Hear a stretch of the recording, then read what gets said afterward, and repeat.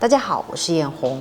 听说决战平安京大天狗出了升级版的典藏皮肤单膝忌日，我看它之后觉得非常的帅气，于是我就想着给我的 BGD 娃娃拍一套这样的写真，效果一定很棒。这里呢，我将做的部件列了一个列表，一共包含了17个部分。那我们最先来制作的就是我们背后的金乌轮的部分。这个比例刚好可以用鸟笼的竹圈来做，于是呢，我就找到了隔壁做鸟笼的王老师，顺了几个圈。其实我也跟着学了几招，但是好景不长，应用不上了，应用不上，刚刚不小心把手割到了。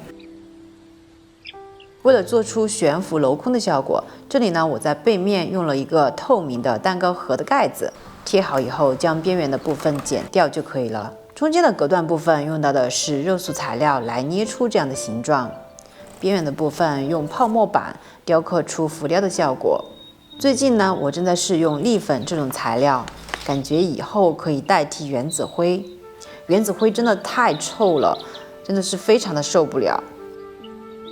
我喜欢这个大天狗还有一个原因，就是因为这个皮肤是山海经风格的太阳神形态，我好像对山海经有一种独特的偏爱。之前呢，也做过三星堆青铜扶桑树的题材，扶桑树上就住着10只3足的金乌，这里的金乌就是指太阳，后来被后羿射掉了9个，这个就是大家都知道了的。而我们今天的这个大天狗的设定就是金乌的化身，是统御日月星辰轮转的神明，以神明之姿落于降缺，金乌轮转日夜不停。翅膀的部分真的很难，大天狗的翅膀感觉像是燃烧的火焰。这里呢，参考的是大天狗在游戏中的模型而制作的翅膀。翅膀分为3层，透明的羽翼用的是蛋糕盒加 UV 胶来进行制作，再一片一片的镶在翅膀上。上好第1层翅膀，就需要用喷枪来上色，再来上第2层和第3层。最后再在羽毛上打上珠光粉。接下来我们就来制作服装的部分。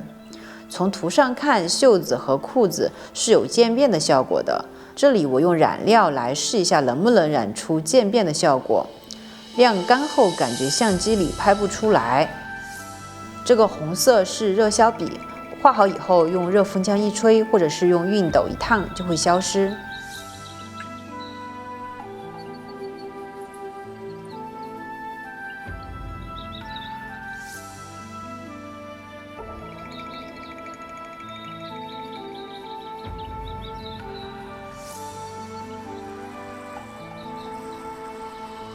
这里呢，告诉大家一个秘密，这个皮肤有光与暗的2种形态哦，也就是传说中的光系形态和幽冥形态。为了更贴近大天狗的这个属性，这里用到了荧光颜料。这里用荧光颜料在袖子上画出了幽冥形态袖子上的图案，来表现出金色和黑色2种形态。大家想看看我画了什么吗？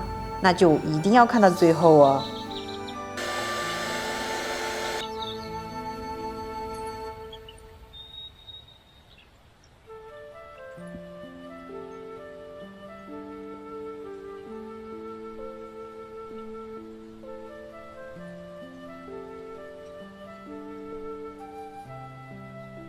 我之前以为这个是我自己弄的，后面我发现越看越像一个爪印。是不是你？你的脚还是湿的，你就是你。算了算了，谁和他一般见识？服装的缝纫部分，这里是由我妈妈来完成的，我来制作服装的装饰部分。这里服装有5件，虽然是娃娃穿的，但是也要按照正常人穿的来制作，只是改小了比例，做到很多很细的地方，其实难度会比正常的大小的衣服要更高一些。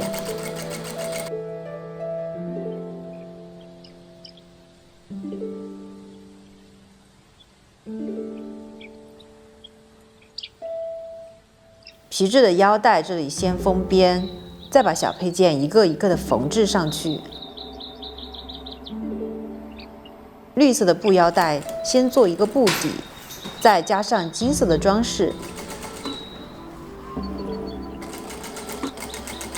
两边的皮甲部分分为5层，先要在腰上安装上小的铆钉圈，再用金线将其余的4层缝制在一起。下面的花纹部分用到的是手绘的方式，再加上流苏，这个部分就做好了。这里也做了鞋子和袜子的部分。为了穿上木屐，我还去专门定制了一双可以穿木屐的脚。你说这个娃娃设计的时候就不能把大拇指分开一点吗？反正都是一个角度的问题。这里呢还做了一个手套，里面的内里是现成的手套改的，外面的手套是用的皮子和一些金属的配件。再来用砂纸做一对耳环，扇子这里也是用砂纸来做的底子。大天狗的设计呢融入了岩彩的风格，这里用砂纸是想将扇子的表面模仿出岩彩颗粒的厚重感。边缘的部分掐好丝后用 UV 胶固化，这样扇子就可以很扎实了。接下来我们再来做一些布景道具，这里呢用到的是牙签来制作松树的叶子部分。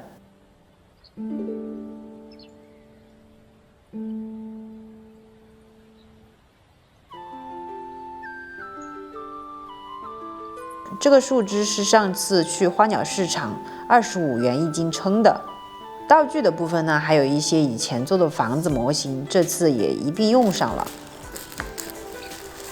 娃的服装和道具完成以后，接下来我又要化身托尼老师了。先来给娃搞个头发，这次用到的是上次做头发用的那个链装头。通过脸型和五官的对比，我还是觉得这个链装头和大天狗的形象是最像的。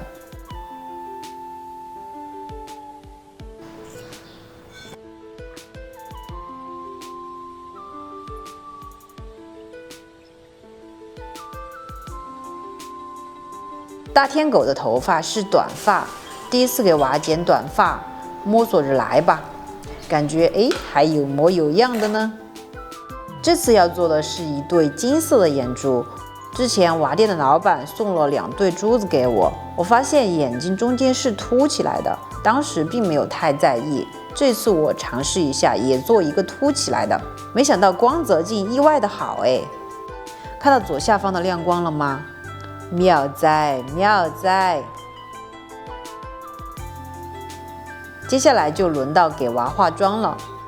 好像比上次画的层次要好一些呢。加上眼珠试一试，哇哦，帅呀！此刻我露出了老母亲慈爱的微笑。穿上衣服试一试吧。穿上衣服以后，发现手好像还缺了一些细节，我们再来加一点吧。日光西耀，见万物春生，秋黄而落，周而复始。心有怨念，金屋蔽日，神明也终有心扰难安之时。守护一方人间，无人能阻拦。披着光，总是你一身孑然。